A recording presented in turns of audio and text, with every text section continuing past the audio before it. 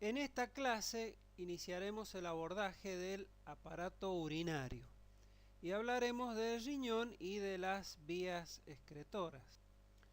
El aparato urinario entonces está formado por el riñón y la vía urinaria excretora, que se va a iniciar en el cáliz y la pelvis renal, los cálices mayores y menores. De ahí la orina va a ser eliminada hacia la pelvis renal, y desde la pelvis renal, a través de los uréteres, de ambos uréteres, llegará a la vejiga, que sirve como órgano de almacenamiento, y desde acá saldrá durante la micción a través de la uretra.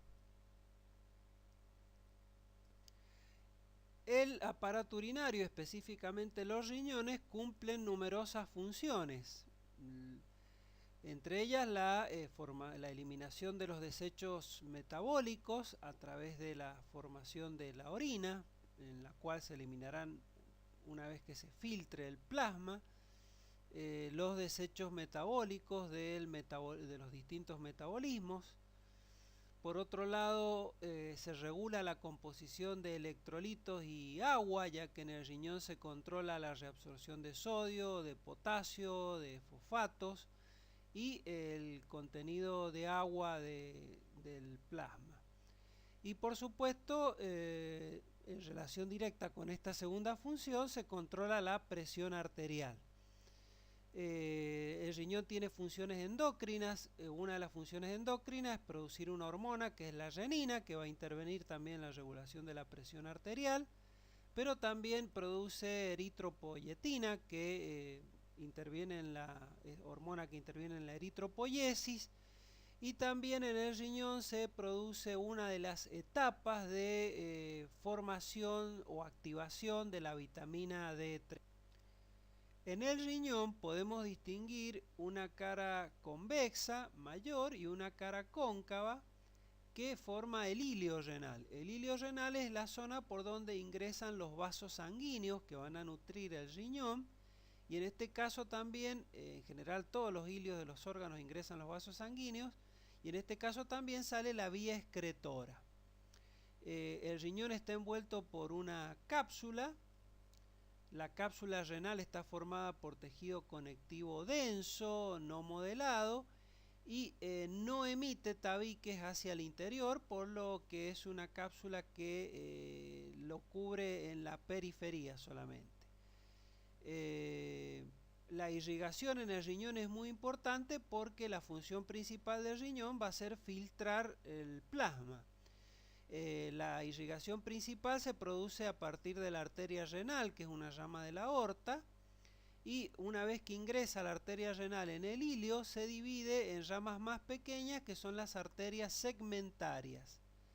No vamos a describir toda la circulación específica del riñón, pero sepamos que la arteria segmentaria se va a introducir en el parénquima renal, en la zona de la médula y de la corteza, y se va a dividir en arterias lobares. Desde las arterias lobares e interlobares se forma esta pequeña arteria que se llama arteria arciforme, que tiene forma de arco, por eso se llama arciforme, y se ubica entre la corteza y la médula, en el límite entre corteza y médula renal. Desde la arteria arciforme se forman las arterias interlobulillares, y estas pequeñas arterias interlobulillares corresponden a la etapa final de la circulación renal. Desde las arterias interlobulillares se van a formar las arteriolas aferentes, que son las que van a ingresar en los glomérulos renales, y ahí se van a capilarizar, y en los capilares se va a producir, los capilares que van a formar el ovillo glomerular, se va a producir la filtración del plasma para formar la orina. El parénquima renal, por debajo de la cápsula, se va a dividir en una corteza y en una médula renal. En la médula renal vamos a encontrar estructuras con forma de pirámide, que se denominan pirámides de Malpighi. Las pirámides de Malpighi tienen una base que da hacia la corteza y un vértice que da hacia la vía excretora. En el vértice de la pirámide de Malpighi se encuentra un área que se denomina área cribosa, y es por aquí por donde van a salir los tubos colectores que están filtrando la orina, que ya llevan el ultrafiltrado del plasma para que la orina se vuelque a la vía excretora. Como vemos, la pirámide de Malpighi está envuelta por una estructura con forma de cáliz. Esto es lo que se denomina cáliz menor. Los cálices menores van a transformarse en cálices mayores, y acá ya la orina que se ha formado sale por la estructura mayor, que es la pelvis renal. La pelvis sale del riñón y se transforma en el uréter. Cada riñón tiene su uréter y los dos uréteres van a terminar en la vejiga. La corteza se prolonga, parte de la corteza, en la médula, formando una estructura que se denomina columna de Bertin. Y la pirámide de Malpighi también se puede prolongar hacia la zona de la corteza, formando lo que se denominan rayos corticales. Las pirámides de Malpighi son aproximadamente entre 6 y 12, y la estructura formada por la pirámide y el sector de corteza que comprende la pirámide forman el lóbulo renal. Aquí vemos un esquema mostrando este sector del riñón que dijimos que estaba formado por la pirámide de Malpighi y parte de la corteza, y toda esta estructura formaba el lóbulo renal. La unidad básica funcional del riñón es la nefrona. La nefrona entonces es la unidad funcional básica del riñón. Como vemos, parte de la nefrona se ubica en la corteza, de acá hasta acá es la corteza, y acá vemos la médula renal. En este nivel estaría la papila de la pirámide de Malpighi y el área cribosa. Entonces, parte de la nefrona está en la corteza y parte de la nefrona está en la médula. La nefrona comienza con el glomérulo renal. Desde acá, desde el glomérulo renal, comienza ya el área de filtración, que va a estar formada por el tubo contorneado proximal, que tiene ese nombre por su forma contorneada, y ingresa en la médula formando el asa de Henle, que va a tener una porción descendente o delgada y una porción ascendente o gruesa. Desde aquí ya se va a formar el tubo contorneado distal, y el tubo contorneado distal desemboca en el tubo colector. Un tubo colector recoge el filtrado de varias nefronas. Acá tenemos otra nefrona que desagua en este tubo colector. El tubo colector ingresa en la médula y va a desaguar en la papila renal, donde se inicia, dijimos, la etapa final de eliminación de la orina. Se inicia la vía excretora con los cálices menores. La primera porción de la nefrona es el corpúsculo o glomérulo renal. En este dibujo vemos un glomérulo renal que tiene varias partes. La primera es la parte vascular del glomérulo, que está formada por la arteriola aferente, que es la que lleva la sangre al glomérulo que va a ser filtrada. La arteriola aferente ingresa al glomérulo y directamente se capilariza. Estos capilares forman un ovillo en el glomérulo, en el interior del glomérulo, que se llama, esta estructura formada por los capilares, ovillo glomerular. Estos capilares son capilares fenestrados y es la parte más importante del glomérulo, ya que acá es donde se va a producir el filtrado del plasma, que va a caer a este espacio que va a formar la estructura que envuelve a los capilares glomerulares, que es la cápsula de Bowman. Una vez que se produce el filtrado glomerular, el filtrado del plasma, el líquido que se va a formar acá ya pasa a llamarse líquido de filtrado glomerular. Y la sangre, una vez filtrada, sale del glomérulo por la arteriola eferente. El ovillo glomerular está envuelto por una estructura epitelial que está formado por una doble membrana que se denomina cápsula de Bowman. La cápsula de Bowman tiene una doble hoja. La hoja más interna es la que está en contacto con el ovillo glomerular y se denomina hoja visceral de la cápsula de Bowman. Mientras que la hoja más externa se denomina hoja parietal de la cápsula de Bowman. Entre las dos hojas queda un espacio que es el espacio de Bowman, y es a este espacio donde cae el líquido del filtrado glomerular. Una vez que se acumula el líquido de filtrado glomerular en el espacio de Bowman, pasa al tubo contorneado proximal, donde se va a iniciar un proceso de transformación en el cual se van a reabsorber la mayor parte de los componentes necesarios para el organismo y se va a producir la secreción de algunas sustancias producto de algunos metabolismos, y se van a eliminar las sustancias tóxicas que van a terminar formando la orina. La hoja visceral de la cápsula de Bowman está formada por epitelio plano simple, y estas son las células especiales preparadas para la filtración que se denominan podocitos. Mientras que la hoja parietal de la cápsula de Bowman es epitelio plano simple y no interviene en el proceso de filtración. La zona de ingreso de los vasos sanguíneos al glomérulo forma lo que se denomina el polo vascular, mientras que la salida del filtrado glomerular por el tubo contorneado proximal, en esta zona ya hablamos del polo urinario del glomérulo renal.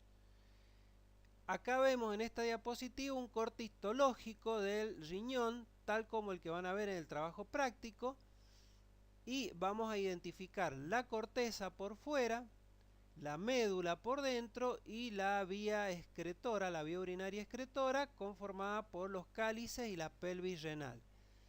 Es importante repasar el cuadro de la nefrona y la ubicación de cada segmento, porque ahora vamos a buscar en la corteza los glomérulos renales, que están solamente ubicados en la corteza, no en la médula.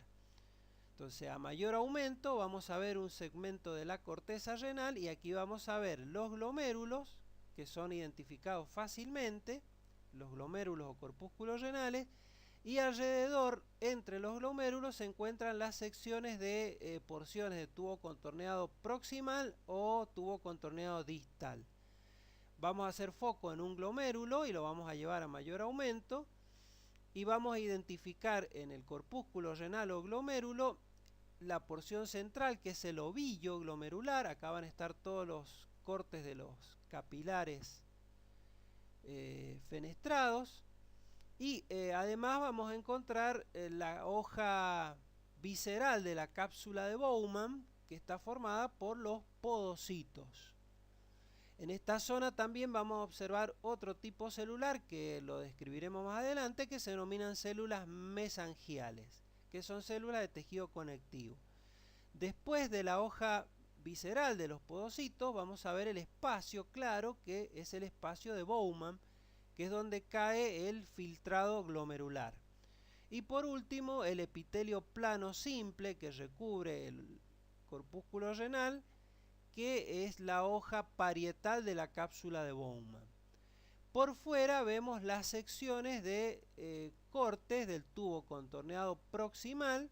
Todo esto son secciones del tubo contorneado proximal, que vamos a ver cómo lo diferenciamos de estas secciones que corresponden al tubo contorneado distal, que también vamos a ver cómo diferenciamos uno de otro.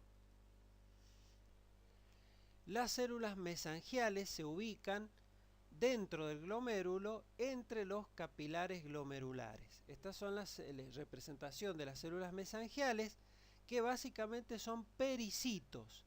Estos pericitos glomerulares tienen la función de mantener el soporte estructural de las células glomerulares, de las células de los capilares glomerulares, pero también cumple la función de regular el flujo sanguíneo dentro de los capilares glomerulares. Y además una función muy importante, que es la de fagocitosis, ya que pueden eliminar restos de membranas, restos proteicos, manteniendo libre el área de filtración glomerular. Algunas células mesangiales se ubican más allá de los capilares glomerulares, en la entrada del glomérulo, en el polo vascular, entre la arteriola eferente y aferente, formando lo que se llama el mesangio extraglomerular. Como vemos, estas células mesangiales son todas muy importantes. Una vez que el filtrado glomerular sale del espacio de Bowman, alcanza el tubo contorneado proximal. El tubo contorneado proximal tiene forma circular con una membrana basal donde apoya un epitelio, que es un epitelio simple, que puede ser cúbico o cilíndrico. Las características de este epitelio y de este tubo es que tienen una luz pequeña. La luz es pequeña al compararla con la luz del tubo distal, como vamos a ver después. Y las otras características que ayudan a identificar el tubo contorneado proximal es que está revestido por un epitelio simple de tipo cúbico o cilíndrico con células que tienen el núcleo redondo. Y una característica muy importante que se alcanza a ver en este corte de microscopio óptico es la presencia de microvellosidades en la luz del epitelio. Y otra característica que es un poco más difícil de distinguir en la microscopía óptica, pero sí se ve en el microscopio electrónico, es que la célula del epitelio tiene en la región basal una serie de pliegues donde se ubican gran cantidad de mitocondrias. Esto es importante ya que es lo que le da una gran parte de la tinción a esta célula, que son células bien acidófilas. Entonces son células acidófilas, el tubo contorneado proximal tiene células acidófilas con gran cantidad de microvellosidades y células con pliegues basales. Esta es la zona, la gran cantidad de microvellosidades indica que la función principal de esta célula es la acción reabsortiva. El tubo contorneado proximal es donde se produce la mayor parte de la reabsorción de las sustancias filtradas en el glomérulo. Acá se va a reabsorber prácticamente la mayor parte del agua, pero también vamos a ver que en esta célula se reabsorbe la glucosa y también el sodio. Entonces agua, glucosa y sodio se reabsorben la mayor parte en el tubo contorneado proximal. Aquí vemos el dibujito de la célula del tubo contorneado proximal, que dijimos que es cúbica o cilíndrica, con las microvellosidades y los pliegues en la membrana basal donde se ubican las mitocondrias. Una vez que el filtrado glomerular atraviesa el tubo contorneado proximal, el tubo proximal dijimos que está en la corteza del riñón y aquí es la zona de mayor reabsorción de agua, sodio y glucosa. El filtrado alcanza el asa de Henle, que ya está en la médula. El asa de Henle tiene una porción descendente o delgada y una porción ascendente o gruesa. La porción descendente o delgada del asa de Henle está revestida por epitelio simple de tipo plano. Acá vemos un corte del asa de Henle. Este es el tubo contorneado proximal y este es el asa de Henle, revestida por epitelio plano simple. En el asa de Henle se produce gran reabsorción de agua, entonces eso va a ir concentrando más el fluido glomerular. Acá se reabsorbe gran cantidad de agua que pasa a la médula. La médula renal es una zona muy hipertónica, entonces aquí esta zona es muy permeable al agua. La porción ascendente del asa de Henle, en cambio, es impermeable al agua. Acá no hay pasaje de agua, pero sí hay pasaje de sodio hacia la médula, lo cual va a mantener esa tonicidad de la médula. Una vez que el filtrado glomerular sale del asa de Henle, de la porción ascendente del asa de Henle también tiene epitelio simple, pero de tipo cúbico, y vuelve a la corteza, al tubo contorneado distal. El tubo contorneado distal se encuentra en la corteza del riñón. Y el tubo contorneado distal está revestido, como vemos en esta foto, por epitelio también simple, pero de tipo cúbico. Entonces el tubo contorneado distal tiene epitelio cúbico. Si comparamos ahora el tubo contorneado distal con el proximal, vemos las principales diferencias. Primero, ya el epitelio es cúbico con los núcleos redondos, con una luz amplia, mucho más amplia que el proximal, La tinción del epitelio no es tan eosinófila como en el proximal, sino es muy poco eosinófila. Y la otra característica es que no vamos a ver el ribete en cepillo que formaban las microvellosidades en el tubo proximal. En el tubo proximal es muy importante que la gran cantidad de microvellosidades que tiene forma lo que conocemos como ribete en cepillo, que en el tubo distal no lo vamos a observar. Puede haber células con algunas microvellosidades, pero nunca vamos a ver el ribete en cepillo. Esos elementos ayudan a diferenciar el tubo proximal del distal, los dos en la corteza. Y una vez que el contenido del tubo distal pasa el tubo contorneado distal, ingresa al tubo colector. El tubo colector, una parte está en la corteza, pero la mayor parte del tubo colector está en la médula. Recordamos que un tubo colector recibe el drenaje de varias nefronas. El tubo colector se caracteriza también por estar revestido por epitelio de tipo cúbico, simple. En este caso el epitelio cúbico simple del tubo colector es basófilo y lo reconocemos porque los límites celulares del tubo colector se pueden ver bien marcados. Y la luz es bastante amplia, entonces esos límites marcados, la luz amplia, la basofilia en el citoplasma ayudan a diferenciar el tubo colector del asa de Henle, que vamos a verla también en la médula del riñón. El tubo colector es permeable al agua, pero la permeabilidad es más selectiva ya que es mediada por hormonas como la vasopresina. Y también en el tubo contorneado distal y en el colector se produce la acción de la aldosterona, una hormona secretada por la glándula suprarrenal que va a reabsorber sodio y va a eliminar potasio.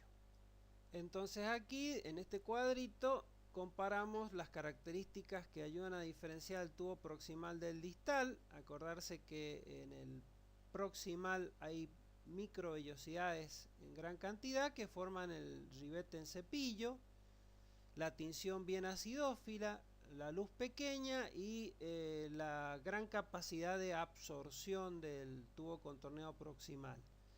En el distal la luz es más amplia, la acidofilia no es tan importante y no vamos a encontrar el ribete en cepillo.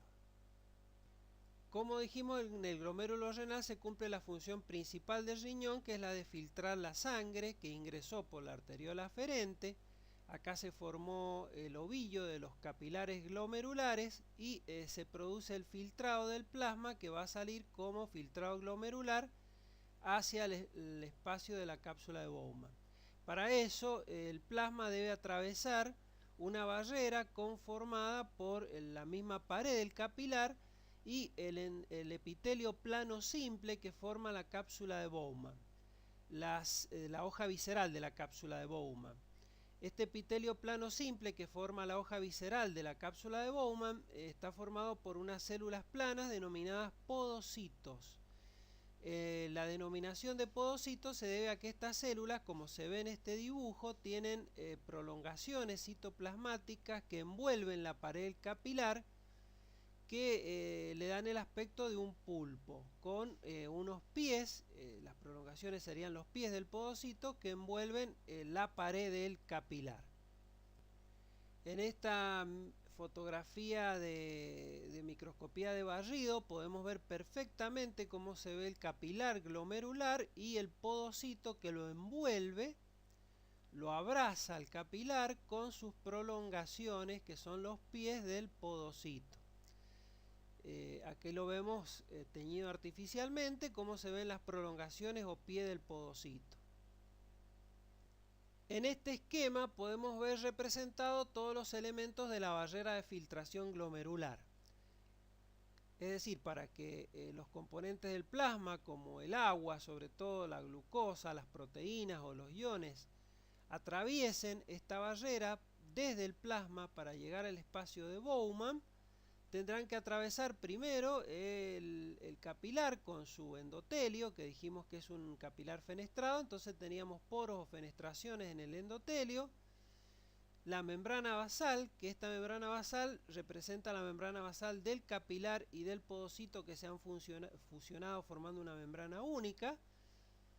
Y el citoplasma y el podocito que vemos que envuelve al capilar a través de sus pies, que estas son las prolongaciones citoplasmáticas o pies del podocito. Entonces los tres componentes de la barrera de filtración van a ser el endotelio fenestrado del capilar glomerular, la membrana basal, que va a ser el elemento más importante de la barrera de filtración, porque va a ser el único elemento continuo de la barrera, y los pies de los podocitos.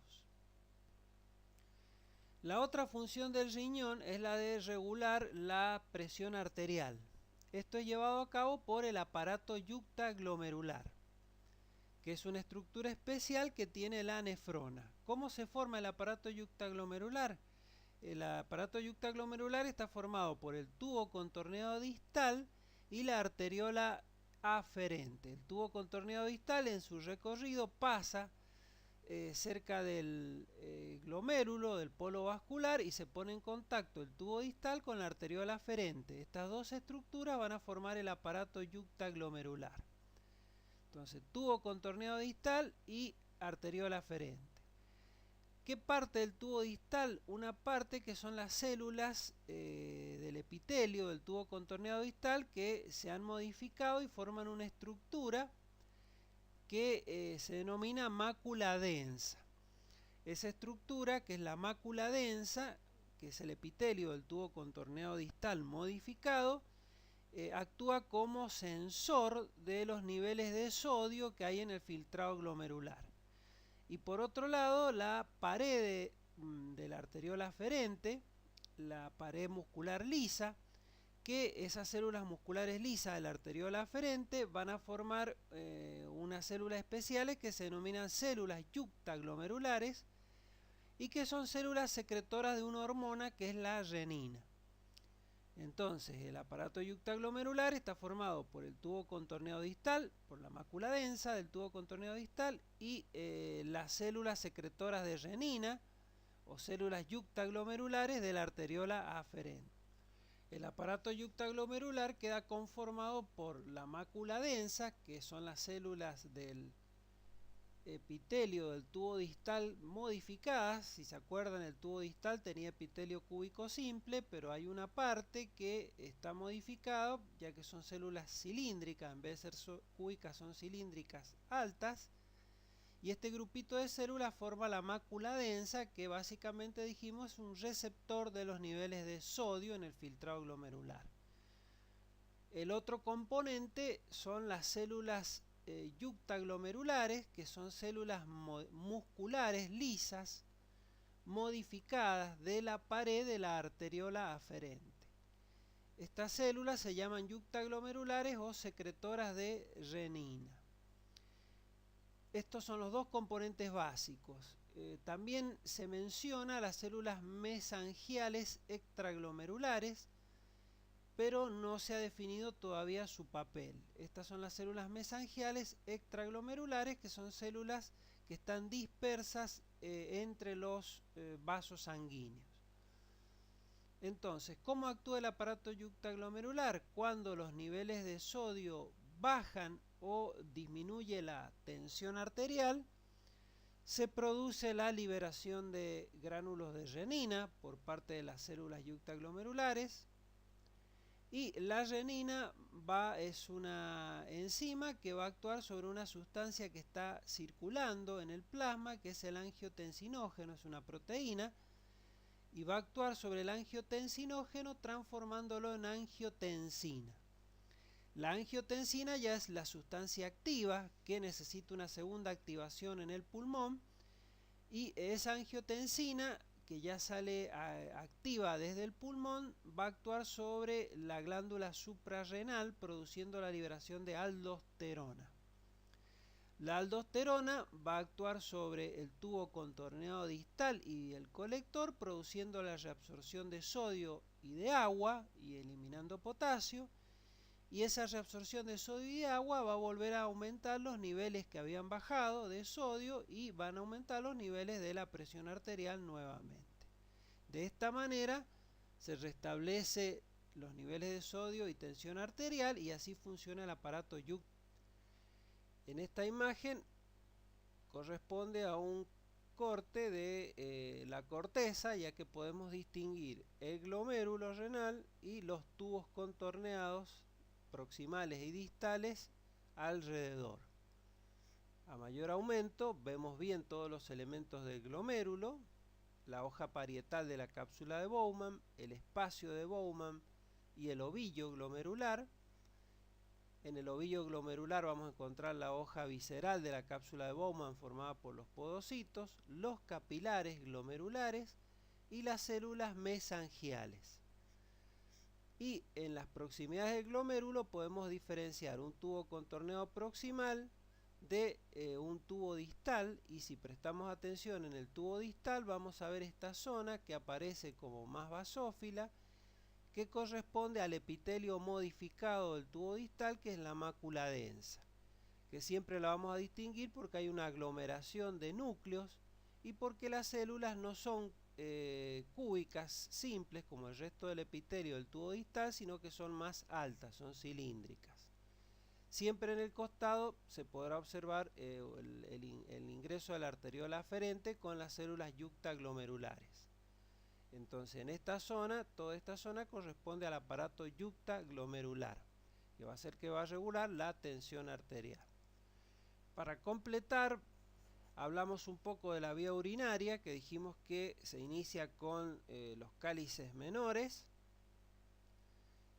Seguidamente la orina pasa a los cálices mayores, de ahí a la pelvis renal y de ahí a los uréteres, que terminan desembocando en la vejiga, y desde acá la orina pasa a la uretra. Toda la vía urinaria está revestida por una mucosa urinaria conformada por epitelio de tipo de transición o polimorfo. Acá vemos un corte del uréter donde observamos el epitelio de transición o polimorfo del uréter con su lámina propia. Esto es la mucosa de la vía urinaria. Siempre por debajo de la lámina de la mucosa urinaria vamos a observar una capa de tejido muscular liso y una adventicia. Estas son las tres capas que forman la vía urinaria, entonces la mucosa, la muscular y la adventicia. El epitelio de toda la vía urinaria es epitelio de tipo conocido como polimorfo de transición, que dijimos que es un epitelio estratificado. Acá lo vemos a mayor aumento, es un epitelio de tipo estratificado. Si vemos la última capa es un epitelio de tipo estratificado cúbico, y sabemos que este epitelio, cuando se distiende, el número de capas disminuye, pero nunca va a ser menor a 2. Las células más superficiales pueden llegar a tener un núcleo, pero hay algunas células que son binucleadas. Si observamos en la vejiga vamos a observar el mismo tipo de mucosa, pero la capa muscular en la vejiga se hace mucho más importante, ya que está formada por el músculo detrusor de la vejiga. Acá vemos el corte de la vejiga, entonces las características de la mucosa es la misma, pero la capa muscular se hace muy importante porque está formada por el músculo detrusor de la vejiga. Finalmente, el proceso de formación de la orina termina con la eliminación de un líquido que va a estar formado fundamentalmente por agua, 95% de agua, que es necesario para contener ese 5% de soluto proveniente del desecho metabólico de los diferentes metabolismos, de los metabolismos proteicos, de los metabolismos lipídicos y restos de iones que regulan el balance hidroelectrolítico. Como siempre, es conveniente repasar todos estos temas en la bibliografía recomendada y prestar mucha atención en los trabajos prácticos, al corte de riñón, al glomérulo, estudiar bien la conformación de la barrera de filtración, de las características de los diferentes segmentos de la nefrona y del funcionamiento del aparato yuctaglomerular del riñón.